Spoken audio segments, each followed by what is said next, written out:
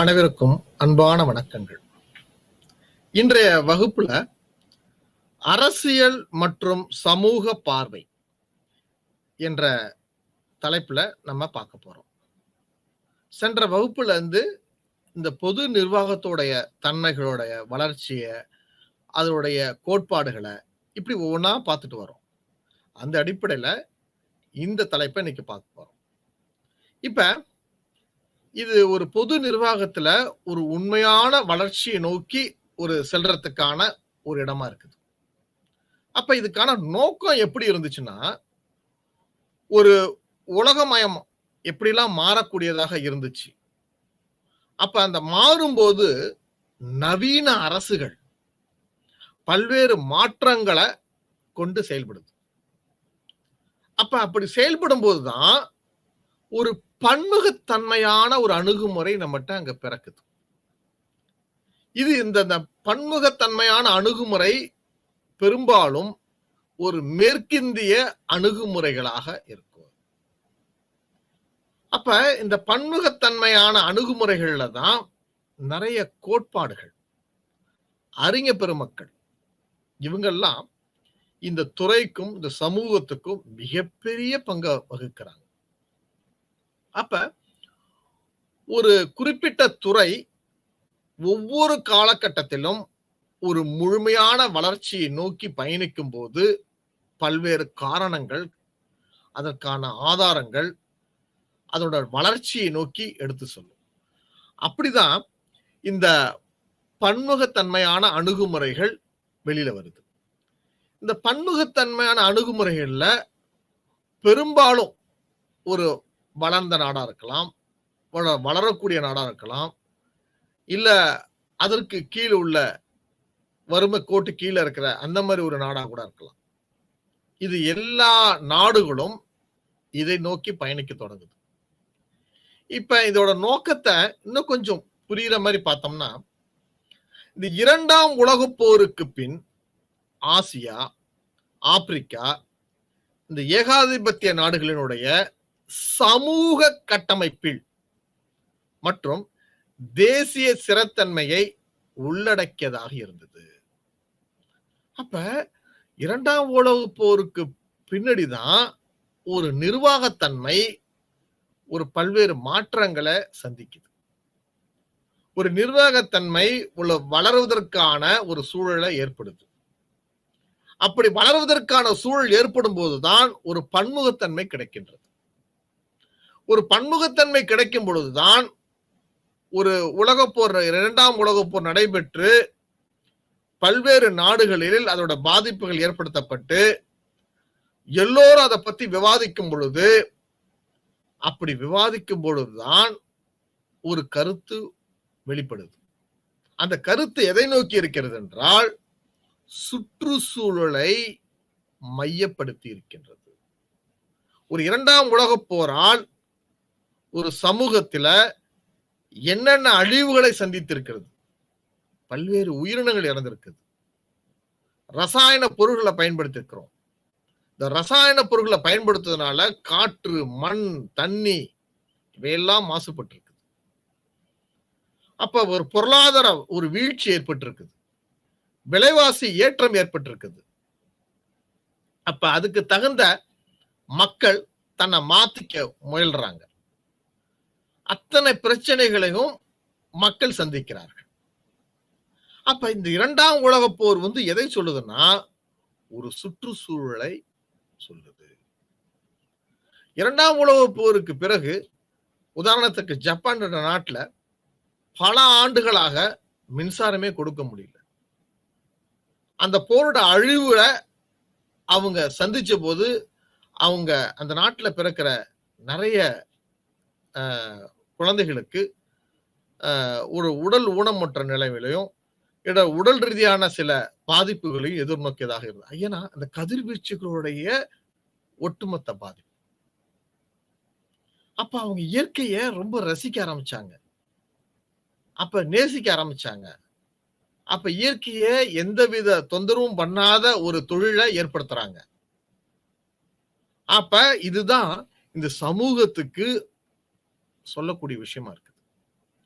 ஆக 2ஆம் உலகப் போருக்கு பின் சுற்றுச்சூழல் அணுகுமுறையை சுற்றுச்சூழலை மையப்படுத்தி எல்லோரும் பேசக்கூடிய நிலையில இருந்துச்சு. அப்ப அந்த மாதிரி பேசக்கூடிய நிலையில் இருக்கும் பொழுதுதான் ஒரு சுற்றுச்சூழல் எவ்வளவு முக்கியத்துவம் பெறுது. அது அரசு கையில் எடுத்துக்குது. அதே மாதிரி தன்னார்வலர்கள் அதை பத்தி பேசுறாங்க. சமூக அக்கறையாளர்கள் அதை பத்தி பேசுறாங்க. அதை சார்ந்த அறிஞர்கள் இவங்க எல்லாம் அதை பத்தி பேசும்போது அரசு அதை காது கொடுத்து கேட்குது. அதுக்கேற்ற கொள்கைகளை வடிவமைக்குது. அப்படி வடிவமைக்கும் பொழுதுதான் அது நிர்வாக ரீதியாக ஒரு மேலாண்மை அடிப்படையில் என்னென்ன மாற்றங்களை நாம் சந்தித்தோம். சுற்றுச்சூழல் அணுகுமுறையில் 2 விதமான தொடர்கள் உள்ளன. ஒன்று நிர்வாக அமைப்பு, அடுத்தது கலாச்சார அமைப்பு. இந்த 2 காரணங்களை எல்லாரும் அதை பத்தி பேச ஆரம்பிச்சோம்.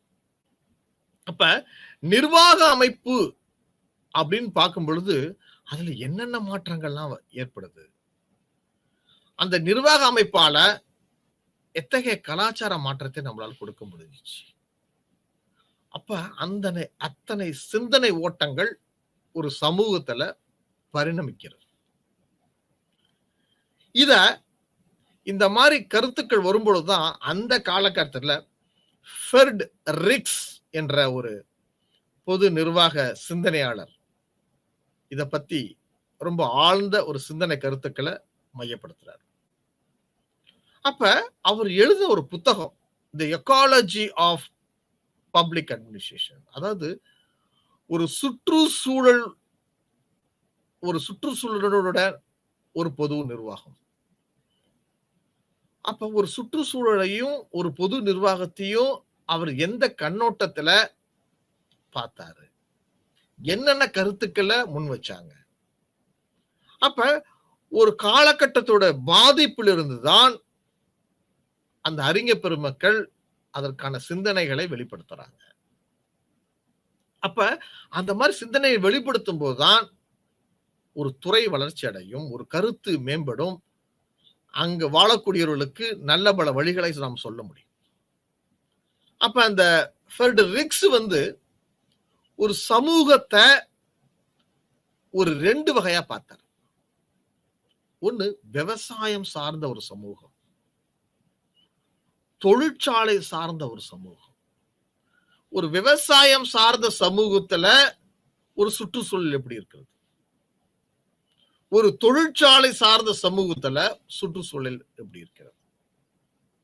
இந்த 2 சூழலுக்குள்ள மக்கள் என்ன சூழல்கள்ல, என்ன சுற்றுப்புற சூழல்கள்ல அவர்கள் வாழ்றாங்க, என்ன கொள்கை ரீதியான முடிவுகளை ஒரு அரசு மேற்கொள்ளுது.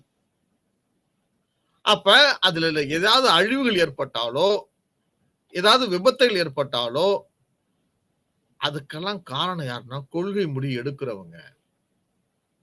ஒரு அரசுல இதை எல்லாத்தையும் கவனத்துல எடுத்துக்கணும், அதுக்கான சட்ட திட்டங்களை எடுக்கணும், அதை நடைமுறைப்படுத்தணும், அதன்படி செயல்படுத்தணும். இதெல்லாம் எப்ப 2ஆம் உலகப் போருக்கு பிறகுதான் இதெல்லாம் ஏற்படுது.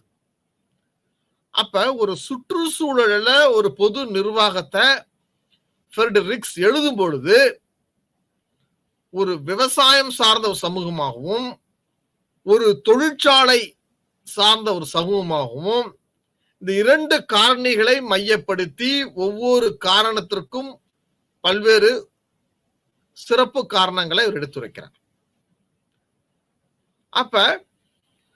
ஃபெர்ட் ரிக்ஸ் என்ன பண்றாங்க, 2 நாட்டை எடுத்துக்கிறாங்க. ஒன்னு சீனாவையும் அமெரிக்காவையும்.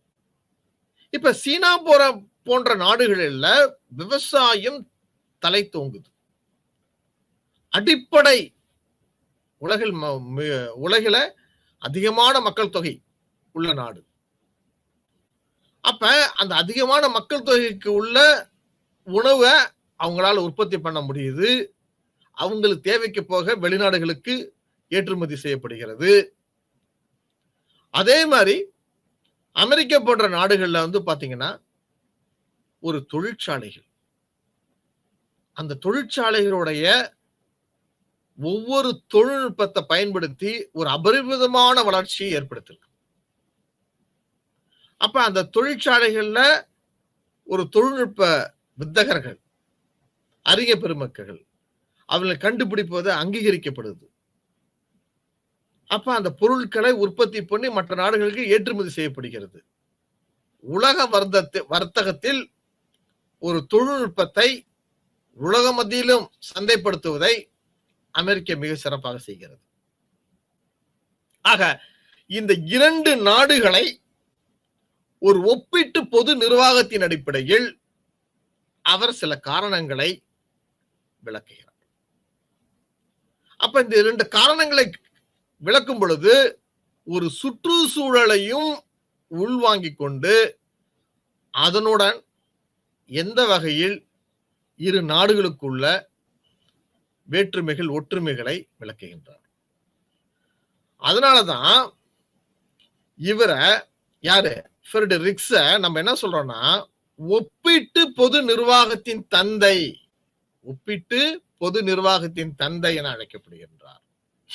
அப்ப பொது நிர்வாகத்தினுடைய கோட்பாடுகளை, பொது நிர்வாகத்தினுடைய நோக்கங்களை, பொது நிர்வாகத்தினுடைய தன்மைகளை இப்படி எப்படி கேள்வி கேட்டாலும் ஒரு ஒப்பீட்டு ஒரு விஷயத்தை எந்த அளவுக்கு ஒரு கருத்தை முன்வைக்கிறார். அப்ப ஃபிரெடரிக்ஸ் பாத்தீங்கன்னா முதலாக 2ஆம் உலகப் போருக்கு பிறகு கால ஓட்டத்தின் அடிப்படையில பல்வேறு அறிஞர் பெருமக்கள் கருத்துக்கெல்லாம் சொல்லும் பொழுது அதுல ஒப்பீட்டு பொது நிர்வாகத்துக்கு ஒரு சிறந்த ஒரு வழிகாட்டுதலை ஃபிரெடரிக்ஸ் எடுத்துக்கொண்டார். அப்படி சொல்லும் போது பாத்தீங்கன்னா ஒவ்வொன்றுக்கும் ஒரு வரைமுறை விளக்கத்தையும் கொடுக்கிறார். அப்ப அந்த வரைமுறை விளக்கம் என்பது ஒரு பொதுவான ஒழுங்குமுறை, அதாவது பேட்டர்ன்.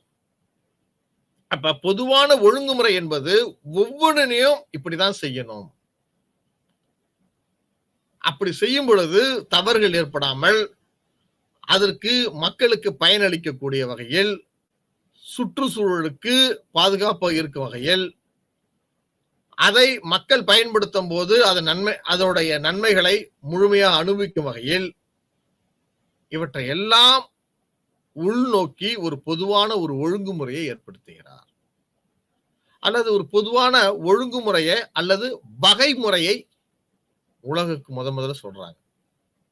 அப்ப ஒரு பொதுவான நிறுவனத்தை நடத்தை முறை, ஒரு நிர்வாகம்னா என்னெல்லாம் செய்யணும், ஒரு நிர்வாகத்துல ஒரு அமைப்பு இருக்கணும், அந்த அமைப்பு கீழே ஒரு துறை வாரியா பிரிச்சு இருக்கணும், ஒவ்வொரு துறை கீழையும் ஒரு பொறுப்பு மிக்க அதிகாரிகள் இருக்கணும், இல்ல இயக்குநர்கள் இருக்கணும், அவருக்கு கீழே பல்வேறு பணியாளர்கள் இருக்கணும், அந்த பணியாளர்கள் அவருக்கு உட்பட்ட வேலைகளை சிறப்பாக செய்து அந்த உற்பத்தி செய்யப்பட்ட அந்த பணியாளருடைய உற்பத்தியிலிருந்து கிடைக்கின்ற பொருட்களை அடுத்த ஒரு துறைக்கு மாற்றக்கூடிய வகையில் இருக்க வேண்டும்.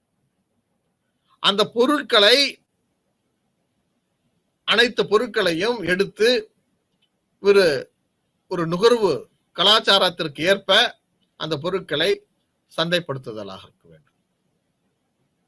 இது எல்லாம் ஒரு நிறுவனத்தின் நடத்தையாக, ஒரு பணியாளர்களுக்கு எத்தனை மணி நேரம், ஊதியம், சலுகைகள், இப்படி பல்வேறு நடத்தைகளை முன்வைக்கக்கூடியதாக இருக்க வேண்டும்.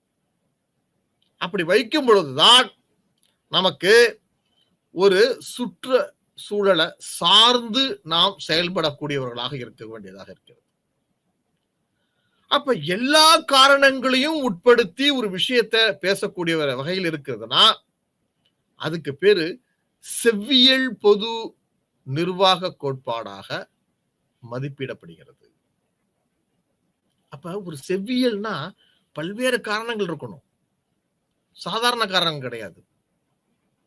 ஒரு நிர்வாகம்னா எப்படி இருக்கணும், ஒரு இயக்குனர்னா எப்படி இருக்கணும், ஒரு தலைமை பண்புனா எப்படி இருக்கணும், ஒரு ஒரு ஒரு விஷயத்தை எப்படி செயல்படுத்துறது,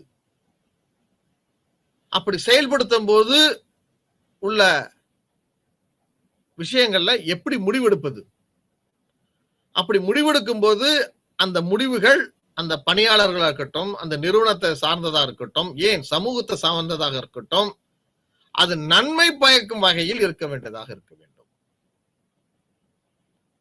ஆக இது எல்லாத்தையும் நம்ம உள்ளடக்க வேண்டியதா இருக்கு.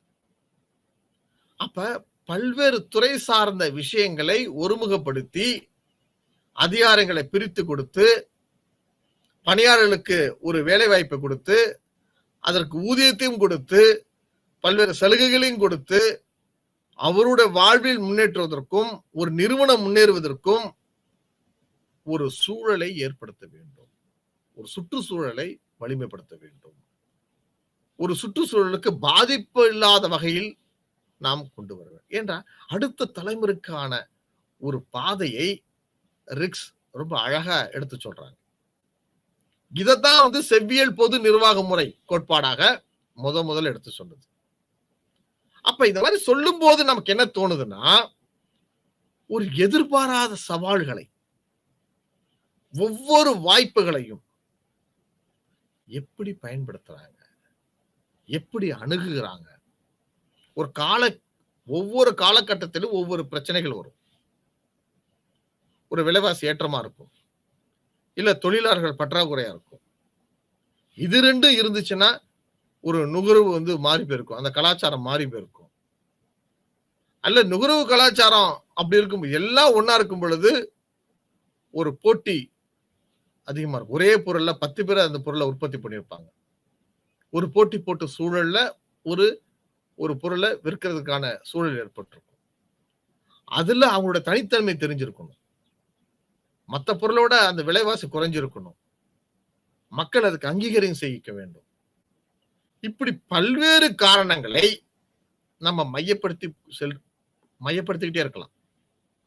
அப்ப இந்த செவ்வியல் பொது நிர்வாகத்துல எதிர்பாராத சவால்களை காலத்துக்கு ஏற்ற வகையில் நம்ம வந்திருக்கணும். அப்ப வாய்ப்புகளையும் கருத்து உருவாக்கங்களையும், அப்ப ஒவ்வொருத்தரும் ஒரு கருத்தை சொல்லும் போது அது உள்வாங்கி அந்த கருத்து அந்த நிறுவனத்துக்கோ சமூகத்துக்கோ தொழிலாளருக்கோ இல்ல சுற்றுப்புற சூழலுக்கோ எந்த வகையில் பங்களிக்குது, அது எதை நம்ம ஆதரிப்பது, எதை ஆமோதிப்பது என்பதெல்லாம் ஒவ்வொரு துறை சார்ந்தவர்களுக்கு ஒரு சமூகத்தில் நமக்கு வழங்கப்பட்டிருக்கின்றது. அப்ப ஒரு எதிர்பார்ப்பு சவால்களையும் அதற்கான வாய்ப்புகளையும் ஒரு கருத்து உருவாக்கத்தையும் இதெல்லாம் ஒன்னா சேர்ந்துச்சுன்னா ஒரு சமூகத்துல மிகப்பெரிய எழுச்சியை ஏற்படுத்துவது என்பதில் ஐயமே கிடையாது. அப்ப இதுதான் ஒரு வரையறை விளக்கமா சொல்றாங்க. அப்ப ஒரு பொதுவான ஒழுங்குமுறையில ஒரு பொதுவான நிறுவன நடத்தையில இது ரெண்டும் சேரும்போது ஒரு செவ்வியல் பொது நிர்வாகமா மாறும்போது அப்ப பல்வேறு சவால்களை சந்திக்கிறதுக்கான சூழல்கள் ஏற்படும். அந்த சவால்களை சந்திக்க வேண்டும். அங்கு முடிவுகள் எடுக்கப்பட வேண்டும். ஒவ்வொரு பிரச்சனைகளுக்கும் ஒரு முடிவு கட்ட வேண்டும். அந்த வாய்ப்புகளை நாம் பயன்படுத்திக் கொள்ள வேண்டும். அப்படி வாய்ப்புகளை பயன்படுத்தும் பொழுதுதான் பல்வேறு கருத்துக்களை நாம் கேட்டு அதிலிருந்து சிறந்த கருத்துக்களை நாம் உள்வாங்கி அவற்றை ஒரு கொள்கை ரீதியாக எடுத்து அதை நடைமுறைப்படுத்த முடியும். அப்படி பயன்படுத்தும் பொழுதுதான் ஒரு நிறுவனமா இருக்கட்டும், அல்ல தொழிலாளர் மத்தியிலும் சரி, அல்ல சமூகம் சார்ந்த விஷயங்களிலும் சரி, ஒரு மிகப்பெரிய எழுச்சி நம்மளால் கொடுக்க முடிகிறது. அப்ப ஒரு செவ்வியல் பொது நிர்வாகத்துல இது நடக்குதுன்னா அதுக்கு சில ஊக்க காரணிகளும் இருக்குது. அப்ப அந்த ஊக்க காரணிகள் இருந்தாதான் ஒரு கோட்பாட்டையே நம்ம உருவாக்க முடியும். ஒரு கோட்பாட்டை உருவாக்குறது பெருசு இல்ல, பல்வேறு கருத்துக்களுடைய ஒட்டுமொத்த தொகுப்பு தான் ஒரு கோட்பாடு. அதற்கான காரணங்கள் அதை ஆலோசித்து அது வரிசையா கோர்வையா அது மற்றவங்களுக்கு புரியுற மாதிரி அதுல இருந்து ஒரு பிரச்சனைகளை சொல்றதுக்காகவும் இல்ல நடைமுறைப்படுத்துறதுக்காகவும் அல்லது எளிமைப்படுத்துவதற்காகவோ அல்லது காலத்துக்கு ஏற்ப சில மாற்றங்களை செய்வதற்காகவோ இந்த கோட்பாடுகள் உருவாக்கப்படுகிறது. ஏன்னா ஒரு கோட்பாடு உருவாக்குறதுக்கான தேவை அந்த காலகட்டத்தில் இருந்துச்சு. அப்படி ஒரு கோட்பாடுகள் உருவாகும் போதுதான் ஒரு பொது நிர்வாகத்துறை ஒரு அரசியலிருந்து தனியாக பிரிக்கப்படுகிறது. ஒரு அரசியலிருந்து ஒரு மேலாண்மை பொது நிர்வாகமாக மாறுகிறது. ஒரு பொது நிர்வாகம் மேலாண்மையாக மாறுகிறது. இப்படி தனித்தனி பிரிவுகளாக மாறுவதற்கு ஒரு கோட்பாடு மிக மிக முக்கியமாக இருக்கிறது. அப்ப கோட்பாடு காலத்தினோட கருதிதான் ஏற்படுத்துகிறது தேவைகள். அப்ப அக்கோட்பாடுகளை ஒரு கோட்பாட்டை உருவாக்கிட்டாங்கன்னா அந்த கோட்பாட்டை நடைமுறைப்படுத்த வேண்டும். அப்படி நடைமுறைப்படுத்தும் பொழுதுதான் அது சாத்தியமாக்கப்பட வேண்டும். அப்போ ஒரு கோட்பாட்டை நடைமுறைப்படுத்தி அத விவாதம் பண்ணும்போது ஒவ்வொருத்தரும் அதை பத்தி பேசும் பொழுது அந்த துறை சார்ந்த வல்லுநர்கள் சிந்தனையாளர்கள் கருத்து உருவாக்கம் பெறும் பொழுது அதை உருமாதிரி ஒப்பீடாக வேறொரு விஷயத்தோட கலந்து பேசும்போது அப்படி பேசும் பொழுதுதான் ஒரு பொது நிர்வாகத்துல இன்னொரு துறைகள் பிறக்கிறதுக்கு வாய்ப்பு கிடைக்கும். ஒரு இன்னொரு துறைகள் பிறக்கிறதுனா இன்னொரு பிரிவுகள் உருவாகும். அப்ப இந்த உருமாறி ஒப்பீட்டு பொது நிர்வாகமானது ஒரு இணைப்பிரியா பகுதியாக இருக்க வேண்டும். அப்ப இந்த இணைப்பிரியாக இருக்கிறதுக்கு யாரு உதவி செய்யறாங்கன்னா நிர்வாக சட்ட நிபுணர்கள் தங்களுடைய பங்களிப்புகளை சிறந்ததாக கொடுக்கணும். ஒவ்வொரு விஷயத்தையும் கோர்வையாக சொல்லணும். அது ஒரு சுற்றுச்சூழலை பாதிக்காத வகையில சொல்லணும். தான் சொல்ற கருத்து எல்லாத்தையும் உள்வாங்கி ஒரு பொதுவான கருத்தை ஏற்படுத்தும் வகையில் சொல்லணும். அப்படிதான் ஒரு நிர்வாக சட்ட நிபுணருடைய பங்களிப்பு மிக பெரிய அளவில் இருக்கும். அப்ப இந்த ஊக்க காரணிகள் ஒரு கோட்பாட்டை உருவாக்கும் பொழுது ஒரு ஒப்பீட்டு ஆய்வு முறையில் ஏற்படுத்தி அதனுடைய காரண காரியங்களை விவாதிக்கும் பொழுதுதான் ஒரு அசைக்க முடியாத நம்பிக்கை நம்ம இடத்தில் வரும். இப்படிதான் அனைத்து அறிஞர்களும் இப்படி ஒரு கருத்து கோர்வையை ஒரு கோட்பாடாக உருவாக்கி இருக்கிறார்கள். அப்ப அந்த உருவாக்குவதற்கு அவருக்கு மிகப்பெரிய சிந்தனை இருக்கணும். அதை பற்றின ஒரு புரிதல் இருக்கணும். அந்த புரிதல் மூலம் இந்த சமூகத்துக்கு நல்ல பல விஷயங்களை சொல்லக்கூடிய வகையில் இருக்க வேண்டும். இது அந்த அன்றைய காலகட்டத்தினுடைய தேவையாக இருந்தது. ஆக ஒரு ஒப்பீட்டு ஆய்வு முறை என்பது ஒரு அசைக்க முடியாத நம்பிக்கையாக இருக்கிறது. அப்ப இந்த ஒப்பீட்டு உருமாதிரிகளை உருவாக்கும் பொழுது 3 காரணங்கள் வெளிப்படுத்துது. ஒன்னு விவசாய உருமாதிரி, நம்பர் 2 தொழில் மைய உருமாதிரி, 3 இடமாற்ற உருமாதிரி. அப்ப இந்த 3 விதமாக பிரிக்கிறாங்க. அப்ப ஒரு பொதுவான கருத்துக்களை நம்ம உள்வாங்கும் பொழுது, அந்த பொதுவான கருத்துக்களை ஆலோசிக்கும் பொழுது, பொதுவான கருத்துக்களை அமுல்படுத்தும் பொழுது, பொதுவான கருத்துக்கள் பல்வேறு காரணங்களை மையப்படுத்தி வெளிப்படுத்தும்.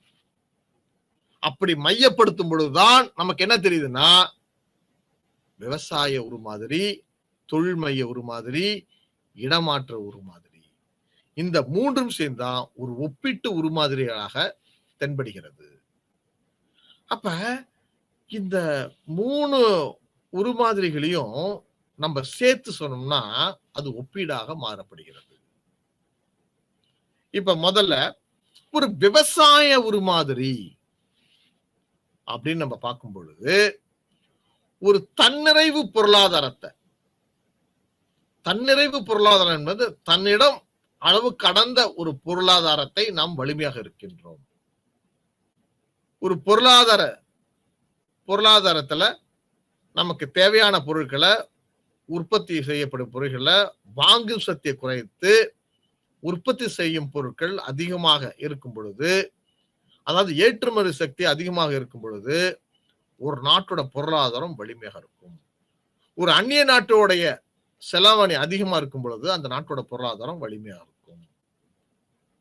அப்ப ஒரு நாட்டுக்கு மிக முக்கியமானதுன்னா விவசாயம் சார்ந்த ஒரு உற்பத்தி என்பது ஒரு வலிமையான ஒரு நாடாக மாற்றக்கூடியதாக இருக்கும். உலக அரங்கில் ஒரு தன்னிறைவு பெற்ற ஒரு பொருளாதாரம். பல்வேறு நாடுகள்ல பஞ்சங்கள் இருக்குது, பட்டினி இருக்குது. ஏன் ஒரு பெரிய விளைச்சல் ஏற்படுத்த முடியல? அதுக்கு காலமும் சூழ்நிலையும் போதிய தண்ணீர் வசதியும் எதுவுமே கிடைக்கல. ஏன் தொழில்நுட்பம் கூட அதுக்கு சார்ந்து இல்லை.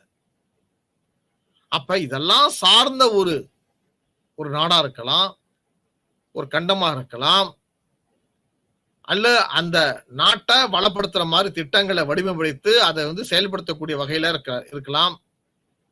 அப்ப இந்த மாதிரி இடத்துலதான் ஒரு தன்னிறைவு பொருளாதாரம் அடிப்படையாக இருக்கும். அப்ப தன்னிறைவு பொருளாதாரம்னா தனக்கு தேவையான அனைத்து பொருளும் கிடைக்கிறது, விலைவாசி ஏற்றம் இல்லாமல் கிடைக்கிறது. அப்ப ஒரு பொருளாதாரம் என்பது ஒரு நாட்டை வலிமையாக்குவது மட்டுமல்ல, மக்களையும் வலிமையாக்கிறது. அப்ப தன்னிறைவு பொருளாதாரம் என்பது ஒரு அடிப்படையாக வச்சுட்டு அதிலிருந்து என்ன சொல்றாங்கன்னா, ஒரு தேக்கமுற்ற விவசாயம், எந்த தங்கு தடை என்றில்லாம அவங்களால ஒரு விவசாயத்தை செய்ய முடியுது. இப்ப தமிழ்நாட்டில் பாத்தீங்கன்னா விவசாயத்துக்கு அடிப்படை நீர். தென்னிந்தியாவோட மிகப்பெரிய நதி அப்படின்னு சொன்னோம்னா அது கோதாவரி நதி. தமிழ்நாட்டுடைய பெரிய நதினா காவிரி. அது தலைக்காவிரியிலேருந்து ஆரம்பிச்சு தருமபுரி வழியாக ஒகேனக்கல்ல நீர்வீழ்ச்சியா மாறி சேலம், கரூர், தஞ்சாவூர் அப்படின்னு சொல்லி பூம்புகார்ல போய் அது கடல்ல போய் கலக்குது. அப்ப இந்த திருச்சி மாவட்டத்திலேருந்து ஆரம்பிச்சு தஞ்சாவூரோட கடைசி பகுதி வரையும் பகுதி டெல்டா பகுதின்னு சொல்றோம். அப்ப இந்த டெல்டா பகுதியில முழுமை என்னன்னா விவசாயம் சார்ந்த நிலங்கள்.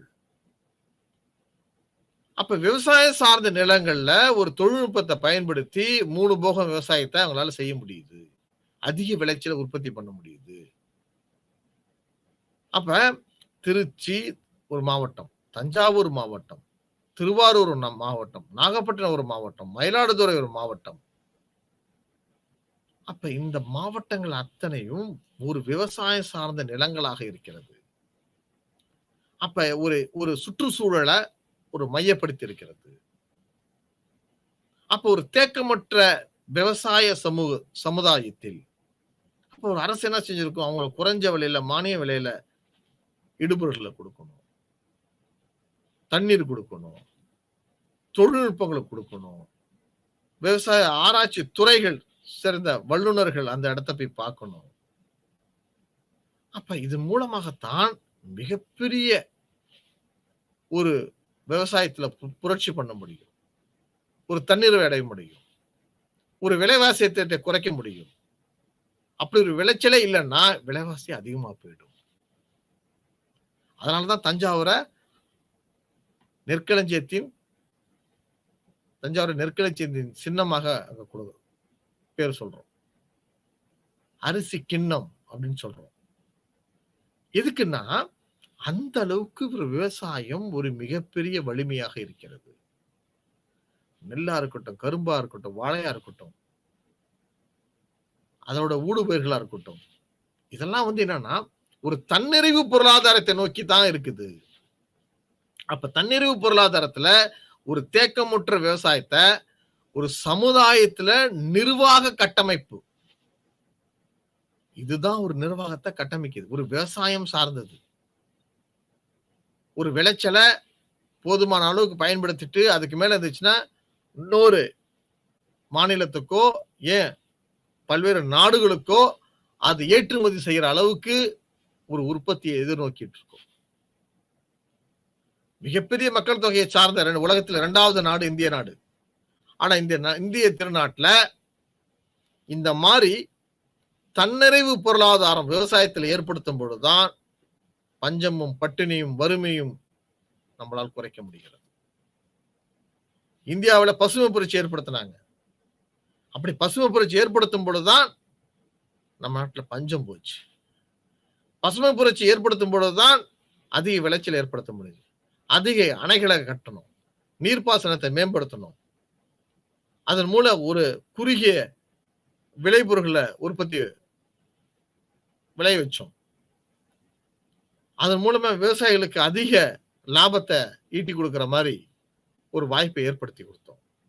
அப்ப இதெல்லாம் என்னன்னா ஒரு தேக்கமுற்ற விவசாய சமுதாயத்தில் நிர்வாக கட்டமைப்பு ஒரு கட்டமைக்கும் தெளிவினை உருவாக்குகிறது. அப்ப விவசாய சமுதாயத்துக்கு ஒரு உதாரணம் அப்படின்னு பார்க்கணும்னா சீனாவை நம்ம சொல்றோம். சீனாவில் பாருங்க, மிகச்சிறந்த விவசாயம். அப்ப அந்த விவசாயம் அவங்களுடைய பொருட்களை தனக்கு போக மீதி உலக நாடுகளுக்கு அத்தனைக்கும் அவங்க ஏற்றுமதி செய்யறாங்க. அப்ப அந்த மக்களுக்கு போகிற அளவுக்கு ஒரு விவசாயத்தை அப்ப அவங்களோட கொள்கை எந்த அளவுக்கு இருந்திருக்கணும், அப்ப அவங்களுடைய எந்த அளவுக்கு ஒரு போக்குவரத்தை வச்சிருக்கணும், எந்த அளவுக்கு தொழில்நுட்பத்தை வச்சிருக்கணும். அப்ப இதெல்லாம் என்னன்னா ஒரு விவசாயத்துக்கு தேவையான ஒவ்வொரு காலகட்டத்துல கிடைக்கக்கூடிய நுட்பங்கள். அப்ப அததான் என்ன சொல்றோம், ஒரு விவசாயம் சமுதாயத்திற்கு ஒரு உருமாதிரியாக இருக்கிறது. இப்ப விவசாயம் மட்டும் போயிடுச்சு போறோம்னா விலைவாசி ஏறி போயிடும், உணவு கிடைக்காது, வேலை வாய்ப்பு கிடைக்காது. இந்திய நாடு ஒரு விவசாயம் சார்ந்த நாடு.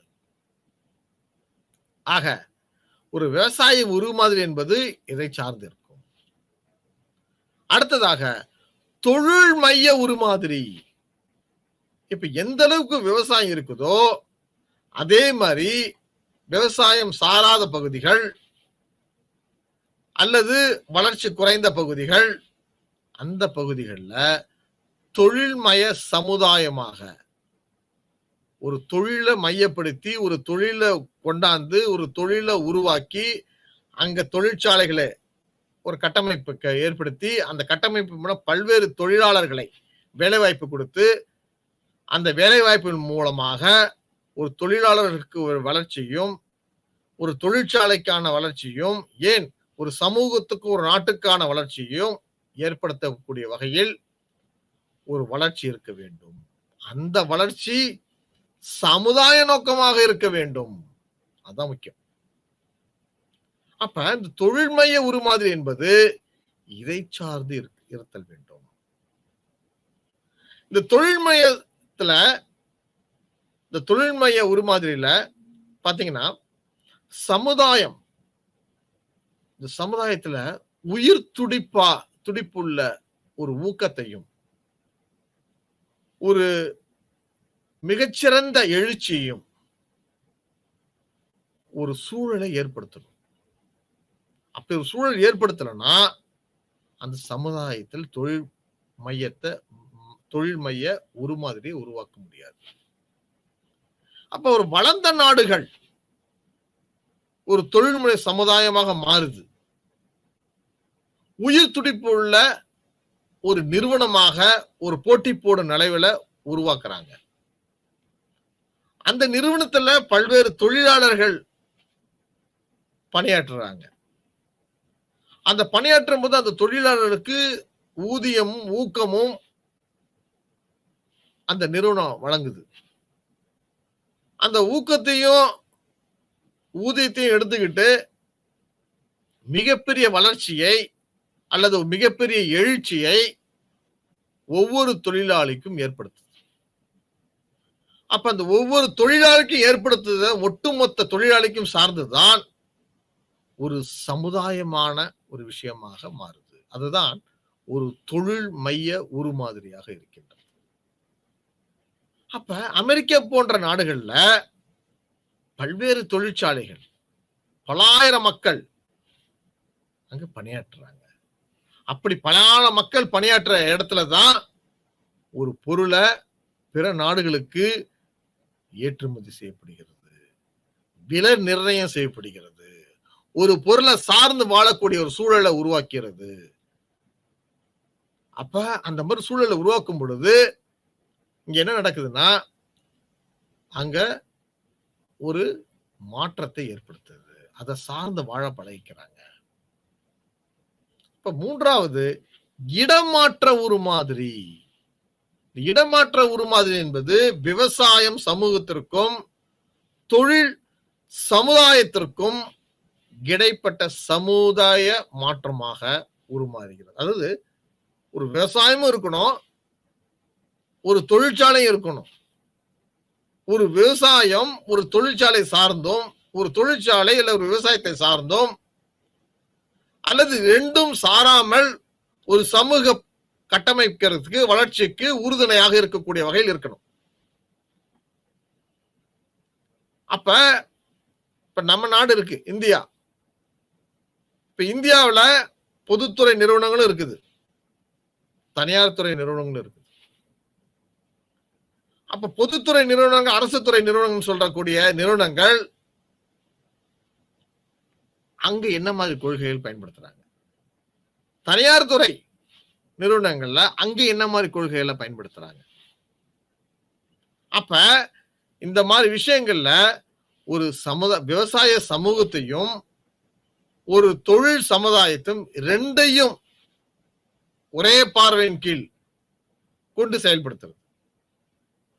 இப்ப உதாரணத்திற்கு ஒரு ஊர்ல ஒரு பொருள் விளைச்சல் அதிகமா இருக்கிறது. அப்ப அந்த ஊர்ல அந்த தொழிற்சாலை இருந்துச்சுன்னா அந்த பொருளை வாங்கி பதப்படுத்தி அதை உணவுப் பொருளா மாற்றி அதை சந்தைப்படுத்தி மிகப்பெரிய வியாபாரத்தின் மூலமாக ஒரு மிகப்பெரிய லாபத்தையும் அவர் ஈட்டுவார்கள்.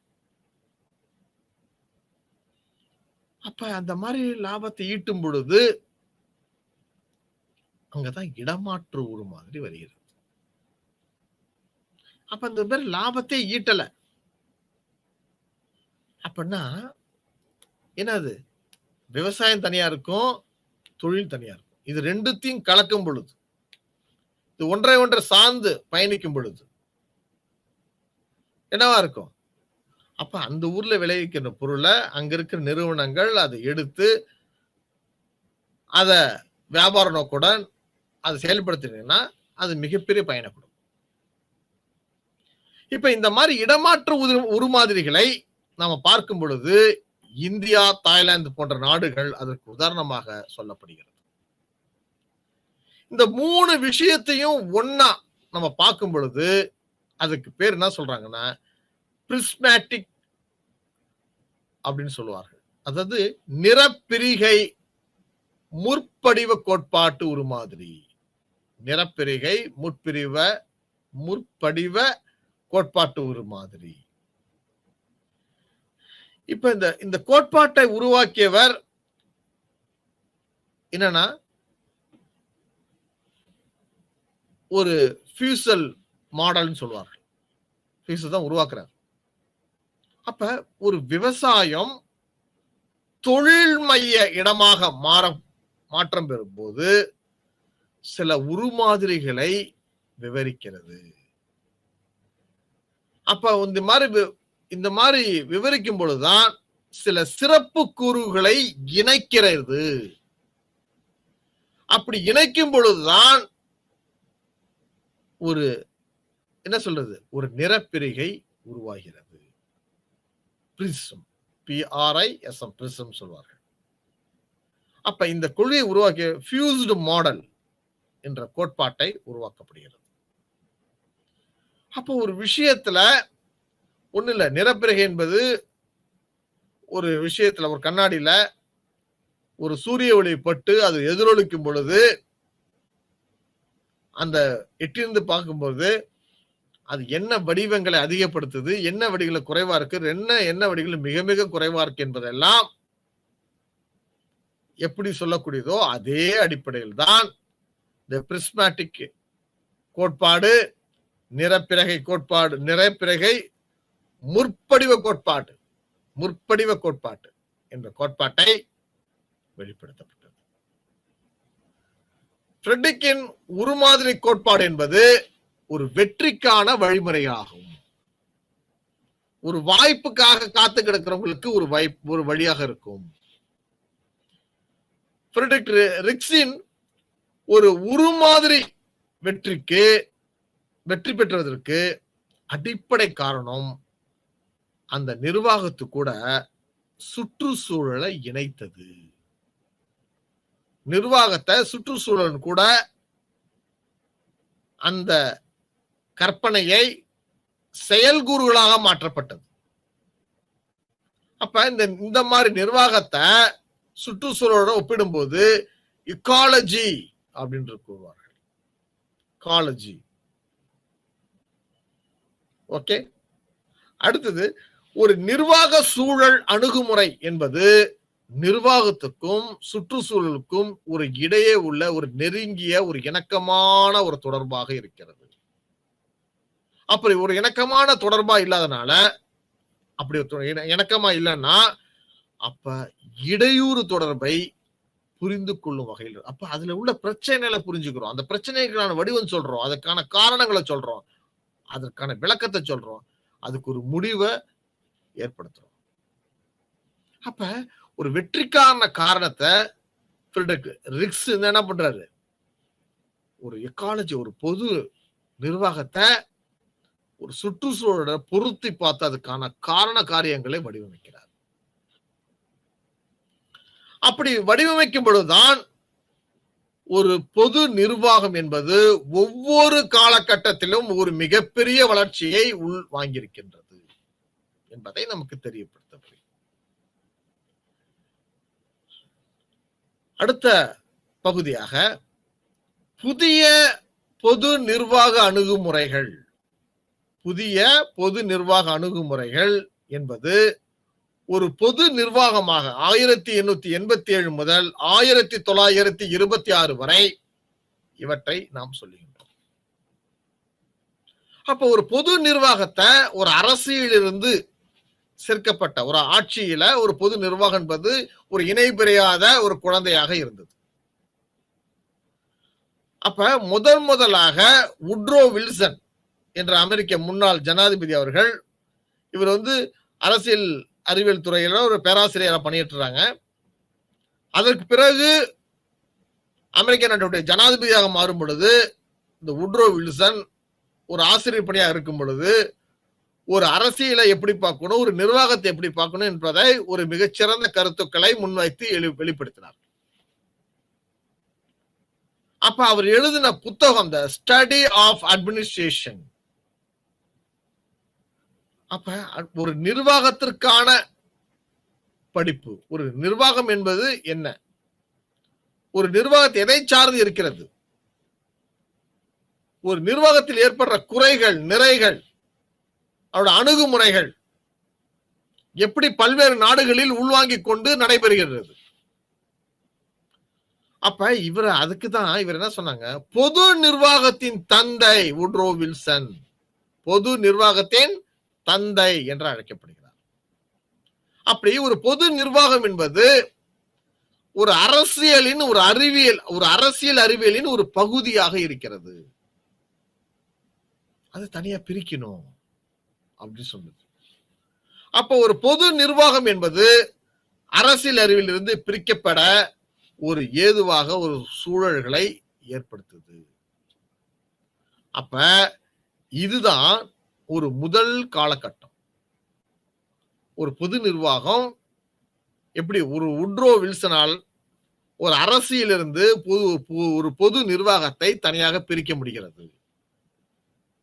ஒரு பொது நிர்வாகத்தை வளர்க்க முடிகிறது. ஒரு பொது நிர்வாகத்திலிருந்து பல்வேறு காரண காரணங்கள் தனித்தனி பிரிவுகளாக பார்க்கப்படும். இதுதான் ஒரு துறை சார்ந்த வளர்ச்சி. ஓகே. நம்பர் 2, நிர்வாக கோட்பாடுகள் 1927 1937 வரை.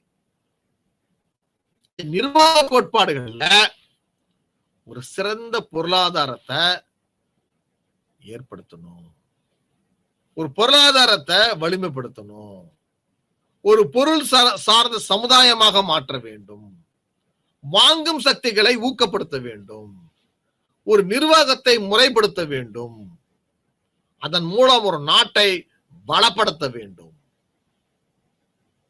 ஆக சிறந்த பொருளாதாரம் என்பது ஒரு ஒன்றை சார்ந்த பொது நிர்வாகமாக உள்ளது.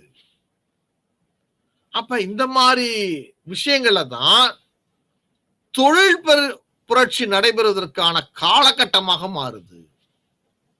இத்தனை மணி நேரத்துக்குள்ள ஊதியம் கொடு, ஒரு நாளைக்கு இத்தனை நேரம் வேலை செய்யணும், சம்பளத்துடன் கூடிய ஊக்க ஊதியங்கள், சம்பளத்துடன் கூடிய சலுகைகள், வசதி வாய்ப்புகள், இவற்றை எல்லாற்றையும் ஒரு ஒருங்குமுறைப்படுத்தும். அதுதான் நிர்வாக கோட்பாடா பார்க்கும்.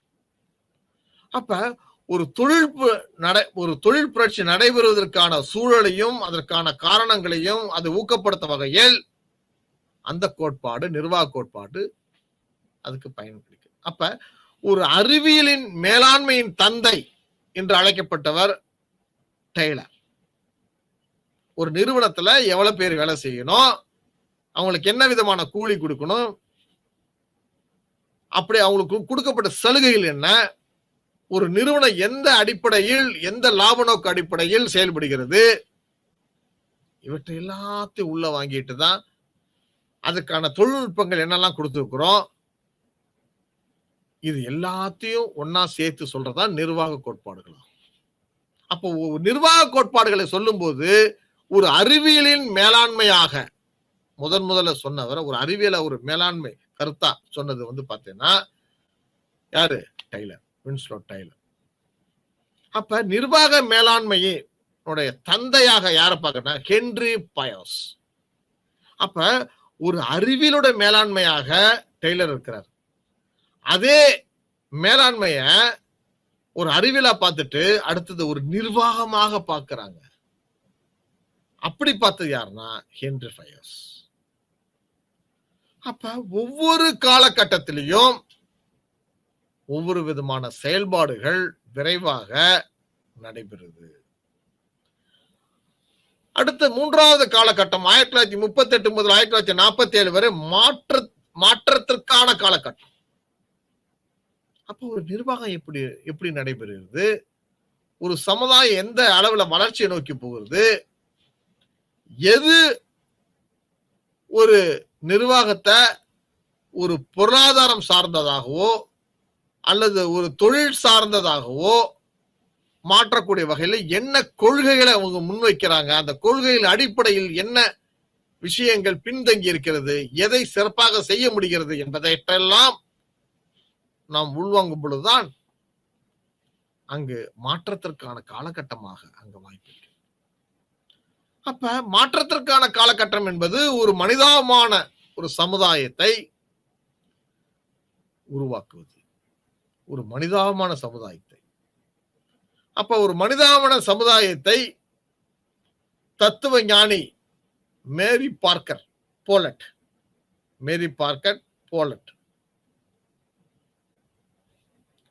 ஆக இந்த மனிதாபன சமுதாயத்துடைய தத்துவ ஞானியாக யாரை பார்க்கிற? மேரி பார்க்கர் போலே. இவர் தான் இந்த மாற்றத்திற்கான காலகட்டத்துல முதல் கருத்துக்களை எடுத்து சொன்னார். அப்ப மனித தொடர்புகளின் தந்தையாக ஹார்தன் அவர் இருக்கிறார். அப்புறம் மேலாண்மையோட பைபிள், ஒரு மேலாண்மையை பத்தி ஒரு நுட்பமாக மிக தெளிவாக ஒரு தத்துவார்த்த அடிப்படையில ஆலிவர் செல்டன் எடுத்து கூறுறார். அப்ப இதெல்லாம் ஒரு குறிப்பிட்ட காலகட்டத்துல ஒரு மாற்றத்திற்கான வழியை கண்டுபிடிச்சது இல்லாம, பல்வேறு கருத்துக்களை சொன்னது மட்டுமல்லாம, அதை சார்ந்த புத்தகங்களை கொடுத்தது மட்டுமல்லாமல், அதை செயல்படுத்தி காட்டியவர்கள், அதை சார்ந்த பல்வேறு அடுத்த காலகட்டத்துக்கு அதோட கருத்துக்களை எடுத்துட்டு சென்றோம். அப்ப அடுத்த காலகட்டத்துக்கு எடுத்து செல்றவங்க பாத்தீங்கன்னா, ஒரு பொது நிர்வாகமும் அரசியலும் 1950 முதல் 1970 வரை இது இந்த காலகட்டத்தில் நடைபெறும். அப்ப ஒரு பொது நிர்வாகம் என்பது ஒரு தனி பிரிவாக செயல்படுவதை மட்டுமல்லாமல், ஒரு மேலாண்மை சிந்தனை வளர்வதற்கான சூழலும், ஒரு பரிணாம வளர்ச்சியை விரிவுபடுத்தும் வகையில் ஒரு மேலாண்மையை அறிவியலாக, கலையாக அல்லது நடத்தையாக, அமைப்பாக, இப்படி பல்வேறு கோட்பாடுகளை உருவாக்கக்கூடிய ஒரு இடமாக ஒரு பொது நிர்வாகம் ஒரு பரிணாம வளர்ச்சியை நோக்கி செல்லுது. அப்ப அது மாதிரி செல்லும் போது பல்வேறு அறிஞர்கள் கருத்துக்களை சொல்றாங்க. அந்த கருத்துக்களை ஒப்பிட்டு கருத்துக்களாகவும் சொல்றாங்க. அந்த கருத்தோட இந்த கருத்து சிறந்ததுன்னு சொல்றாங்க. அந்த கருத்தை உள்வாங்கிக்கிட்டு அதை நடைமுறைப்படுத்துறாங்க. அப்ப அந்த காலகட்டம் தான் பொது நிர்வாகம் என்பது வேறு, அரசியல் அறிவியல் என்பது வேறாக பிரிகிறது. அப்ப ஒரு பொது நிர்வாகம் என்பது ஒரு தனி பிரிவாக வளர்ந்து செயல்படக்கூடிய அளவில் இருக்குது. ஒரு பொது நிர்வாகம் தான் ஒரு மேலாண்மையாக மாறக்கூடிய வகையில ஏற்படுத்துது. அது ஒரு காலகட்டத்திற்கு பிறகு. ஒரு மேலாண்மை என்பது ஒரு தனியார் துறையோ ஒரு பொதுத்துறையோ கலந்து ஒரு விஷயத்தை சொல்லக்கூடியது. ஒரு கம்பேரிட்டிவ் ஸ்டடிஸ், ஒரு ஒப்பீட்டு அரசியல், ஒப்பீட்டு நிர்வாகத்தை. அப்ப இதெல்லாம் சொல்றதுக்கு காரணம் என்னன்னா, அதற்கான சூழலும் அந்த சுற்றுச்சூழலும் மிக சாதுரியமாக இருக்கிறது. அப்ப ஒரு பொது நிர்வாகத்தோட மேலாண்மை என்பது 1970 முதல் தற்போது வரை சில வழிமுறைகளை எடுத்து சொல்லுது. அப்ப ஒரு பொது நிர்வாகத்துல அறிவியல் மேலாண்மை என்பது மிக முக்கியமாக எதிர்பார்க்கப்படுகிறது. ஒரு அறிவியல் மேலாண்மையை முழுமையாக பயன்படுத்த முடிகிறது. ஒரு அறிவியல் மேலாண்மையுடைய காரண கூறங்களை நாம் மிக எளிதாக புரிந்து கொள்ள முடிகிறது. ஒரு அறிவியல் மேலாண்மை ஒரு தொழிற்சாலையில் பயன்படுத்தும் பொழுது அதில் உள்ள பிரச்சனைகளை களைவதற்கான ஒரு வாய்ப்பாக அமைகிறது. அப்ப மேலாண்மையுடைய பொதுமையை பற்றி நாம விரிவாக விளக்கமாக பேசக்கூடிய ஒரு தளமாக அங்கு இருக்கின்றது. அப்போ மேலாண்மை பொதுமையை பேசும் பொழுதுதான் மனித தொடர்புகளுடைய மேலாண்மையாக மாறக்கூடிய வகையில் இருக்குது. ஒரு தொழிற்சாலை முக்கியம் அல்ல, ஒரு தொழிற்சாலையில் இருக்கின்ற இயந்திரங்கள் முக்கியம் அல்ல, அதையும் தாண்டி மனித தொடர்புகளை ஒரு குழுவாக, மனிதர்கள் ஒரு குழுவாக செயல்படுகிறார்கள். ஒட்டுமொத்த தொழிலாளர்களோட சார்ந்து அவர்களுக்கு என்னது ஒரு தொடர்பை ஏற்படுத்துதல்.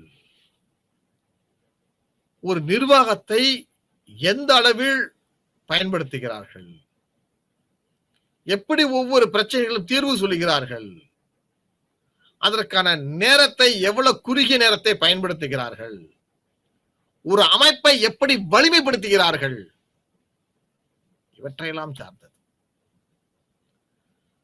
அப்ப அந்த மாதிரி சாரும் பொழுதுதான் ஒரு அளவை குறிக்கிறதுக்கான ஒரு அணுகுமுறையே மேலாண்மையில ஏற்படுது. அப்ப ஒரு அதுக்குன்னு ஒரு அளவு, அந்த அளவு கூட ஒரு அணுகுமுறை, இந்த அணுகுமுறை கூட ஒரு மேலாண்மை. அப்ப ஒரு கால வளர்ச்சியில ஒவ்வொரு காலகட்டத்திலும் மிகச்சிறந்த அறிஞர்கள் தன்னுடைய பங்களிப்பை ஒரு பாடத்திற்கு, ஒரு பொது நிர்வாகத்திற்கு கொடுத்துக்கிட்டே இருந்திருக்காங்க. அப்பதான் ஒரு அமைப்பு நடத்தை மேலாண்மையை உருவாக முடியும். இது ஒரு அமைப்பு நடத்தை மேலாண்மை உருவாகும் பொழுது அங்கு பல்வேறு சிறந்த விஷயங்களை நம்ம பொது நிர்வாகத்துல பார்க்கக்கூடியதாக இருக்கு. ஒரு பொதுவா ஒரு புதிய பொது நிர்வாகம் என்பது இதெல்லாம் இருக்கணும் சார். இருந்துச்சுன்னா நிர்வாகம் ரொம்ப அழகா வெளிப்படைத்தன்மையா இருக்கும். அப்ப ஒரு புதிய பொது நிர்வாகம் என்பது அதுக்குன்னு ஒரு காரணம் இருக்கணும், அதுக்குன்னு ஒரு மதிப்பு இருக்கணும், அதுக்குன்னு ஒரு நெறி இருக்கணும், அப்புறம் ஒரு மாற்றமும் இருக்கணும்.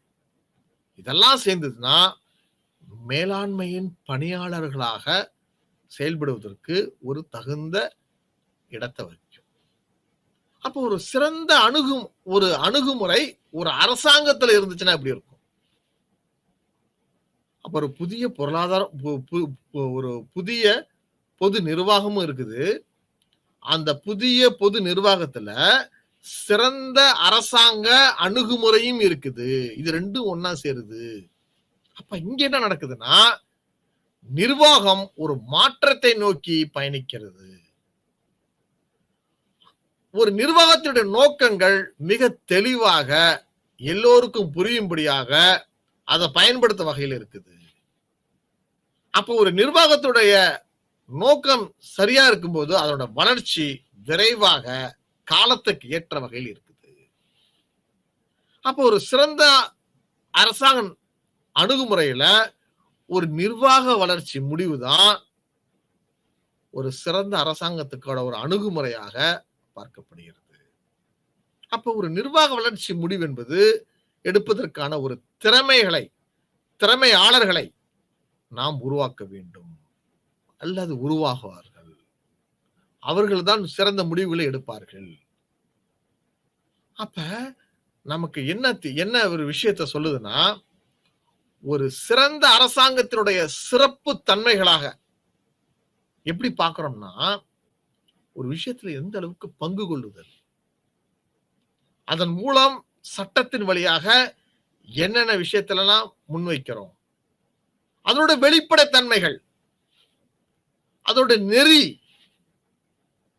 அப்புறம் அந்த திறமையை வெளிப்படுத்துறதுக்கான இடமும் சூழலும் அது ஒரு மேலிருந்து அனைத்து மக்களுக்கும் சரிசமமா கிடைக்க வேணும்.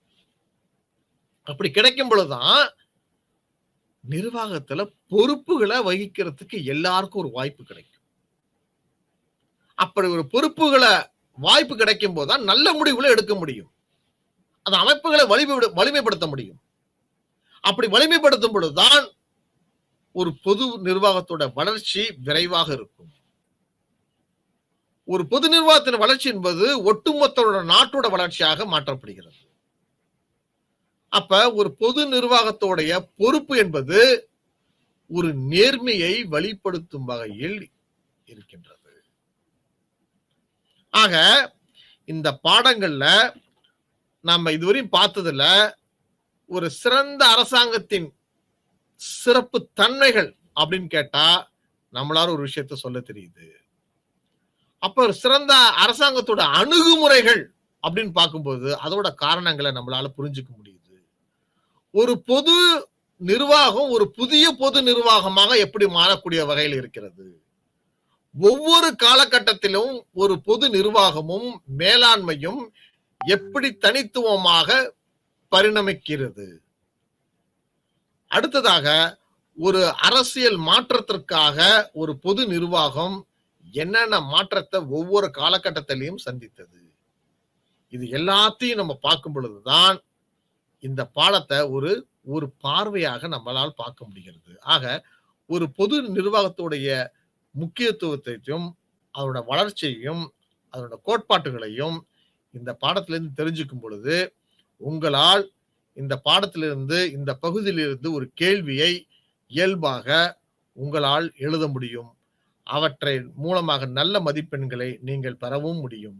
எனவே இந்த பகுதி என்பது மிக பொது நிர்வாகத்துடைய ஒரு கடைசி பகுதியாக இருந்தாலும் சரி, அந்த பகுதியிலிருந்து ஒவ்வொரு பிரிவுகளில் இருந்தும் ஒரு முக்கிய வினாக்கள் இந்த பகுதியிலிருந்து வரும். எனவே இந்த பாடத்தை எடுத்து படிக்கும் மாணவர்கள் மிகச் சிறந்த வகையில் இதை எடுத்து எழுதி நல்ல மதிப்பெண்களை பெறுவீர்கள் என்று கூறி, இன்றைக்கு நடந்த வகுப்பிலிருந்து அனைவருக்கும் நன்றி கூறி